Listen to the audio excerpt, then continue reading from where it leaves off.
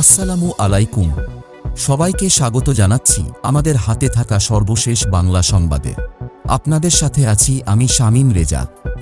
চানখারপুলে ছাত্রলীগ যুবলীগের সঙ্গে আন্দোলনকারীদের সংঘর্ষ চলছে, হাতবোমা বিস্ফোরণ। পুরান ঢাকার চানখারপুল এলাকায় স্থানীয় ছাত্রলীগ ও যুবলীগের নেতাকর্মীদের সঙ্গে আন্দোলনকারী শিক্ষার্থীদের সংঘর্ষ চলছে। এতে ইতিমধ্যে বেশ কয়েকজন আহত হয়েছেন। তাঁদের ঢাকা মেডিকেল কলেজ হাসপাতালে চিকিৎসা দেওয়া হচ্ছে। পূর্ব ঘোষণা অনুযায়ী আজ মঙ্গলবার কেন্দ্রীয় শহীদ মিনারে কোটা সংস্কার আন্দোলনকারী শিক্ষার্থীদের সমাবেশ রয়েছে। এজন্য বিভিন্ন শিক্ষা প্রতিষ্ঠানের শিক্ষার্থীরা বেলা 3:30টার দিকে শহীদ মিনারের কাছে শেখ হাসিনা জাতীয় বার্ন ও প্লাস্টিক সার্জারি ইনস্টিটিউটের সামনে সড়কে সমবেত হন। এর আগে থেকেই ঢাকা দক্ষিণ সিটি কর্পোরেশনের 27 নম্বর ওয়ার্ড কাউন্সিলর ওমর বিন আবদাল আজিজের নেতৃত্বে আওয়ামী লীগ, যুবলীগ ও ছাত্রলীগের কর্মীরা চানখারপুল মোড়ে অবস্থান নেন।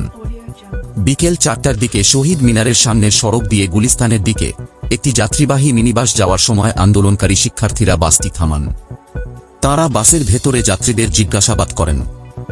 যাত্রীদের কয়েকজনকে ছাত্রলীগের কর্মী বলে তাদের সন্দেহ হয়।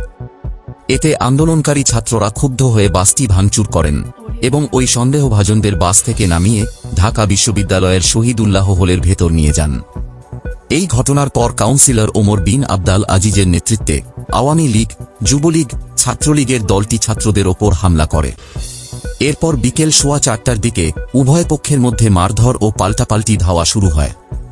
আন্দোলনকারী শিক্ষার্থীরা শহীদুল্লাহ হলের সামনে এবং ছাত্রলীগ ও যুবলীগের নেতাকর্মীরা চানখারপুলের সড়কের ওপার অবস্থান নিয়ে ইটপাটকেল নিক্ষেপ করছেন।